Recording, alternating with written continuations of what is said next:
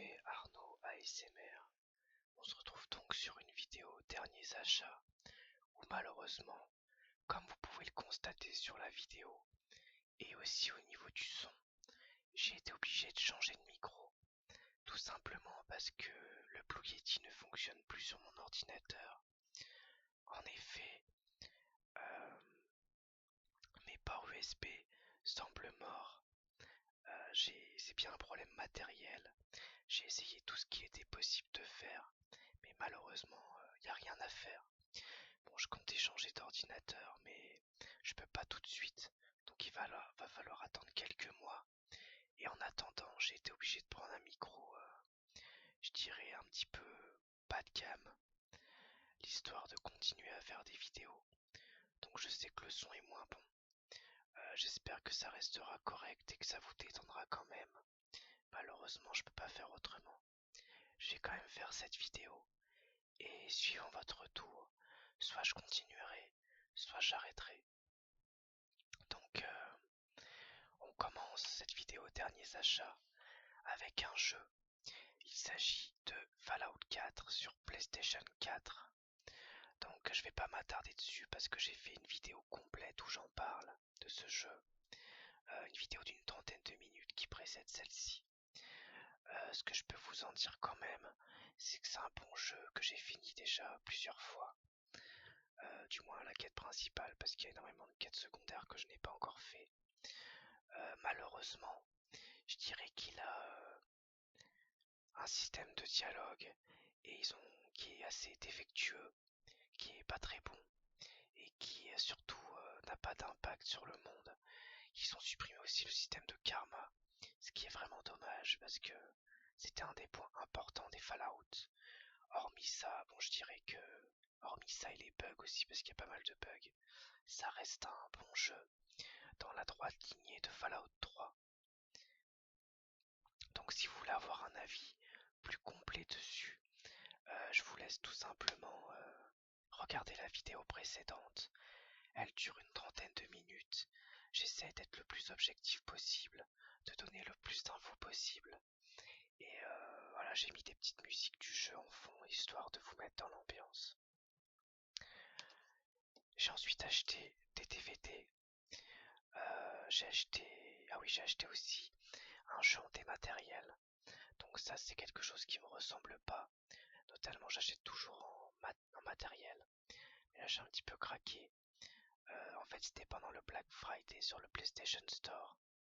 Il y avait la collection Telltale, je sais pas comment on prononce, si c'est comme ça. Vous savez, le développeur qui a fait entre autres Walking Dead saison 1 et 2, Game of Thrones, Wolf Among Us, etc. Et donc là, c'était une compilation de tous ces jeux. Donc il y avait Walking Dead saison 1, saison 2, Wolf Among Us, Borderlands, enfin Tales from the Borderlands, et Game of Thrones. Donc tous ces jeux m'intéressaient. J'avais pas pu finir Wolf Among Us parce qu'il ramait trop sur mon PC. J'avais joué au Walking Dead dans une mauvaise qualité et je voulais jouer aux autres, Borderlands et le Game of Thrones. Donc je l'ai pris à 30 € au lieu de 100 en solde et je suis vraiment content de l'avoir pris. En fait, j'avais eu le Walking Dead saison 2 avec le PlayStation Plus au mois de novembre. Sauf que du coup ça m'a donné envie de refaire tous les jeux Telltale, découvrir ceux que je connaissais pas. Voilà, donc je les ai achetés. J'ai fini Wolf Among Us hier et en ce moment je suis en train de jouer au Game of Thrones. Ensuite j'ai acheté essentiellement, pas seulement même, des DVD. J'ai acheté à Easy Cash, à Cash Converters pardon. C'était à acheter et à offert, en sachant qu'évidemment c'est les moins chers qui sont offerts. Donc j'ai acheté Iron Man 2 en édition Steelbook avec 2 DVD. Donc bon, comme vous le savez, je suis un fanat de Marvel. Les adaptations cinématographiques sont plus ou moins bonnes, mais j'ai un bon souvenir de ce Iron Man 2. Je trouvais la boîte vraiment jolie. Et bon, le prix était pas cher, donc je l'ai pris, puisque je n'avais que le 1 en DVD. Et puis à l'intérieur, on a évidemment les DVD. Et puis on a le taux d'un boîtier DVD classique pour pouvoir lire ce qui est écrit. Donc je vais vous lire tout ça. Vivez l'expérience ultime Iron Man 2 avec cette édition spéciale. Après avoir révélé son identité secrète de super-héros, Tony Stark enfile son armure pour affronter un ennemi plus dangereux que jamais avec l'aide de ses nouveaux alliés.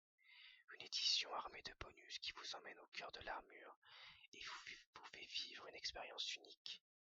Donc dans le DVD bonus, on a des scènes inédites, on a un documentaire, en coulisses la création de l'expo Stark, le réel et le digital et bien plus encore. Voilà donc pour ce DVD, je me souviens vraiment pas de l'histoire, je me souviens juste qu'il est confronté, Tony Stark, à un autre scientifique qui me semble russe, qui débarque au début pendant une course de bagnole avec des espèces de fouets laser. Voilà, je sais plus trop après ce qui se passe. Donc le prix était 2,50. Fallout 4, je ne l'ai pas payé puisqu'on me l'a offert. Ensuite, j'ai acheté 3 DVD en un. Il s'agit de la trilogie Pusher que je n'ai jamais vue, qui a été réalisée par Nicholas Winding Refn, je ne sais pas si je le prononce bien, qui est le réalisateur, entre autres, de Bronson, Valhalla Rising ou Le Guerrier Silencieux en français, Drive ou encore Only God Forgives. Pusher, c'est son premier film. Ici on a Pusher, Pusher 2 du sang sur les mains et Pusher 3 l'ange de la mort. Avec l'acteur Mads Mikkelsen qu'on peut voir ici sur la boîte, qui est connu notamment pour ses rôles dans Casino Royale, qui joue dans la série dernièrement Hannibal que j'adore et qui est aussi dans Valhalla Rising du même réalisateur. Donc je ne connais pas Pusher mais j'en ai beaucoup entendu parler et du coup c'était 2 € pour les 3 DVD. Donc à ce prix là je me suis jeté dessus. Donc Pusher, dealer d'héroïne, Frank s'endette au prix de Milo suite à un sale coup. En grave danger, il décide de monter une ultime arnaque avant de quitter le pays. Les morts se multiplient sur sa route. Donc porté par Mads Mikkelsen, Casino Royale, la trilogie Pusher révolutionne le film de mafia, plongé dans le quotidien sans concession et hyper violent de la criminalité organisée. Donc Nicholas Winding Refn, il est connu surtout pour ses films visuellement, esthétiquement impeccables et pour ses ambiances. Donc je suis vraiment curieux de voir ce que donne son premier film. Et les suites évidemment. Ensuite j'ai acheté, je vais laisser ça là, une série. Malheureusement j'ai tué la boîte en essayant d'enlever l'étiquette, du coup je l'ai jetée. Il s'agit de Bates Motel. C'est sur Norman Bates. Donc Norman Bates qui est le tueur de Psychose de Alfred Hitchcock. Voilà, donc c'est une série sur son adolescence que je n'ai pas encore regardée, mais c'était 2 € l'intégrale de la saison 1, donc je me suis jeté dessus. Je vais juste vous lire donc le synopsis du premier épisode pour pas vous spoiler le reste et ne pas me spoiler le reste non plus. Norman, un adolescent de 17 ans, découvre le corps sans vie de son père dans le garage. Il alerte sa mère, Norma, qui reste étonnamment calme. 6 mois plus tard, ils prennent la route pour White Pine Bay, où ils souhaitent commencer une nouvelle vie. Arrivé à destination, Norma fait une surprise à son fils en lui dévoilant le motel et la maison qu'elle vient d'acheter. Voilà, donc c'est un petit peu un préquel aux psychoses de Hitchcock. Voilà, si on peut dire ça comme ça. même si c'est pas du tout réalisé par évidemment Hitchcock. Voilà, je sais pas d'ailleurs qui a fait la série, je vois pas de nom indiqué, donc ça sera la surprise. En bonus, on a des scènes coupées et discussions avec les acteurs et l'équipe de création au Palais Center. Ensuite, un film de Tobe Hooper, le réalisateur de Massacre à la tronçonneuse, avec une jaquette qui fait fortement penser d'ailleurs, évidemment, à Massacre à la tronçonneuse. Il s'agit de Toolbox Murders, donc de Tobe Hooper, que je n'ai pas vu. Je n'ai aucune idée de s'il est bien ou pas, si Tobe Hooper se repose sur ses lauriers ou pas. En tout cas, à voir le nom du film et la jaquette du film, on pense évidemment à Massacre à la tronçonneuse. Ce film était à 2 €. Sournoise, imprévisible, implacable, la mort rôde derrière les murs de l'Osman Building. À Hollywood, Nell et Steven, un jeune couple marié, emménagent dans un appartement. Pendant que Steven travaille à l'hôpital, Neil se charge des travaux de rénovation. Mais des bruits étranges semblant provenir de l'autre côté des murs ne cessent de la troubler. Plus perturbant encore, la jeune femme éprouve la sensation d'être constamment épiée. Lorsque Julia, une voisine avec qui elle avait sympathisé, disparaît, Neil comprend qu'il se passe des choses réellement inquiétantes dans l'immeuble. Et si quelqu'un se cachait derrière les murs de l'appartement? Donc on a le film en version française originale sous-titrée, le making-of et les bandes annonces. Tobe Hooper, le réalisateur de Massacre à la tronçonneuse, vous confie un nouveau voyage au bout de l'horreur et plonge Angela Bettis, la jeune héroïne de May, en plein cauchemar sanglant et terrifiant à souhait. Ensuite, Snowpiercer, que j'ai payé 2 €. Un film assez récent, un film post-apocalyptique que j'avais voulu voir au cinéma et malheureusement j'avais pas pu le voir. Je n'ai aucune idée aussi de s'il est bien ou pas. Je sais que l'ambiance du film va me plaire, mais après, pour le reste, aucune idée. 2031, une nouvelle ère glaciaire. Les derniers survivants ont pris place à bord du Snowpiercer, un train gigantesque condamné à tourner autour de la Terre sans jamais s'arrêter. Dans ce microcosme futuriste de métal fendant la glace, s'est recréée une hiérarchie des classes contre laquelle une poignée d'hommes va se révolter, engageant un combat sans merci pour gagner l'avant du train. Face au système dominant des studios hollywoodiens, Bong Joon-ho, The Host, Memories of Murder. Ah bah tiens, c'est le réalisateur de The Host. The Host que j'ai adoré d'ailleurs, un excellent film de monstre. L'un des plus grands réalisateurs contemporains, démontre aidé par un casting international.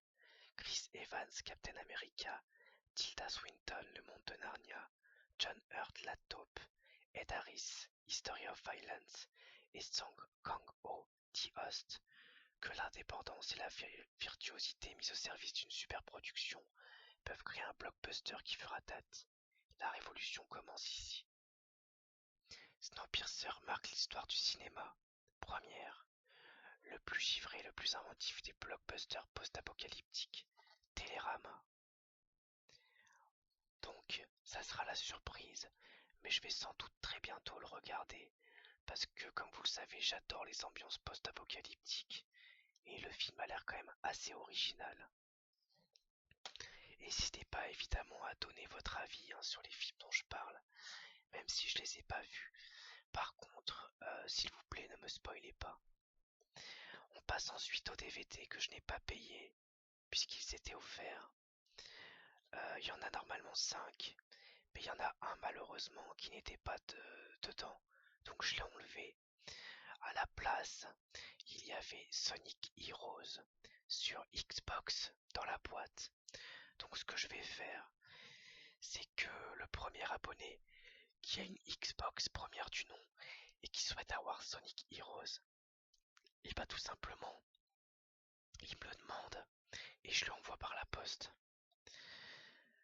Alors, Dallas Buyers Club, un film pareil que je ne connais pas.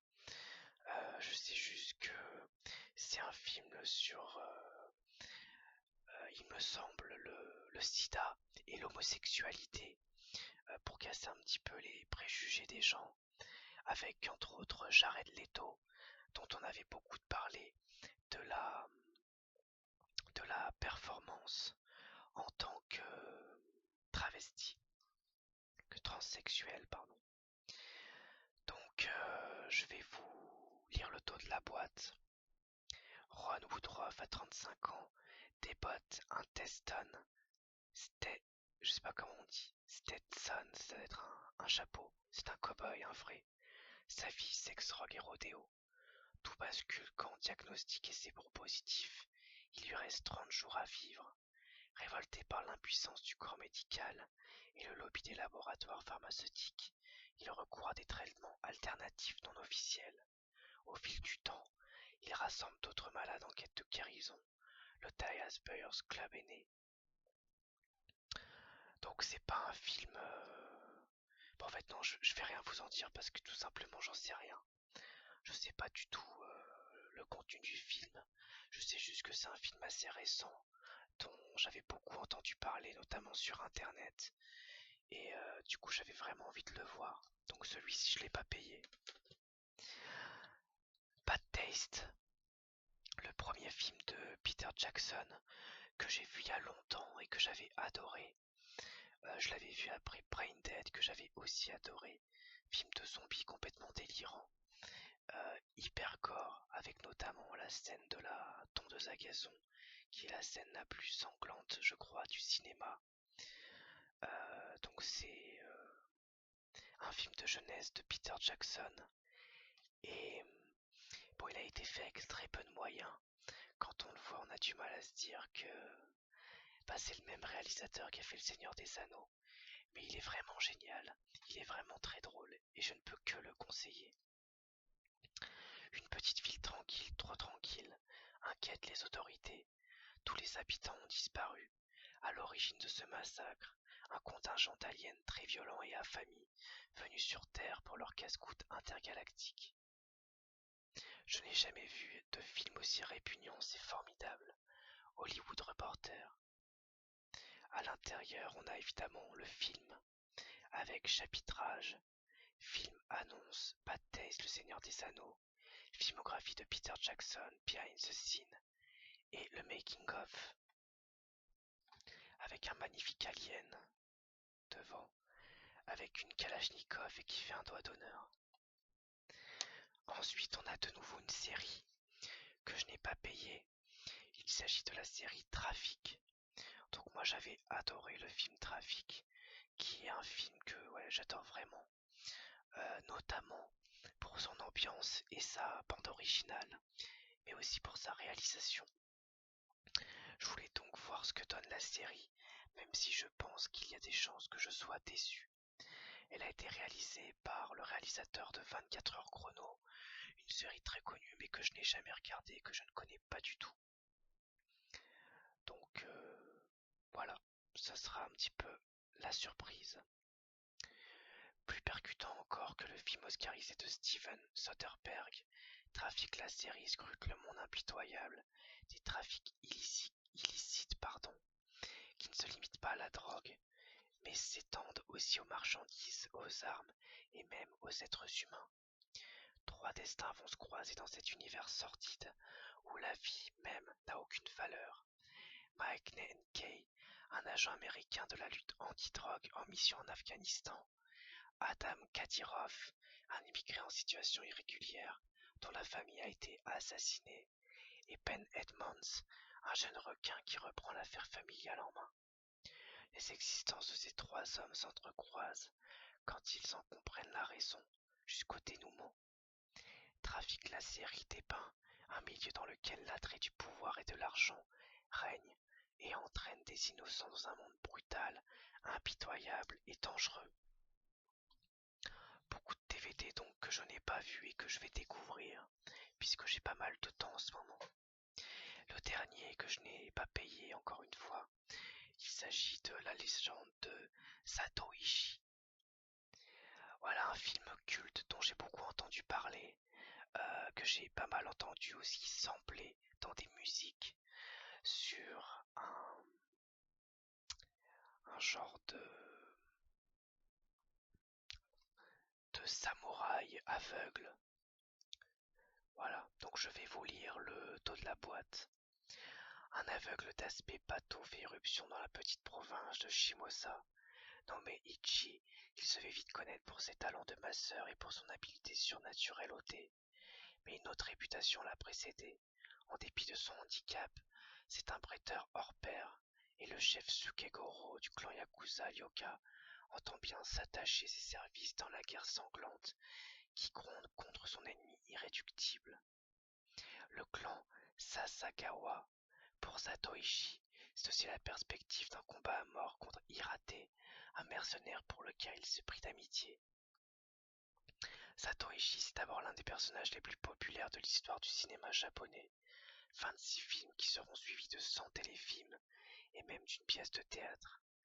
Une cote d'amour jamais démentie pour le premier opus et qui doit beaucoup à la composition époustouflante de Shintaro Katsu, savante combinaison de bonhomie, de sévérité et de sagesse. Subtilement porté par la réalisation, tout en observation de Kenji Misumi, Baby Cart, l'acteur s'accapare le combattant aveugle aux techniques fulgurantes, extrait des quelques pages d'une nouvelle de Kanji Mozawa, pour en faire le porte-parole des valeurs morales très personnelles. Portées sur l'équité et la justice, elles évoquent aussi fortement le code de l'honneur en vigueur chez les Yakuza, auquel Satoichi est fréquemment rattaché. Dextérité et ambiguïté, le mythe est posé. Denis Brusseau. La saga de Satoichi est constituée de 26 longs métrages. Notre sélection comprend 14 de ces longs métrages que nous considérons comme les plus intéressants.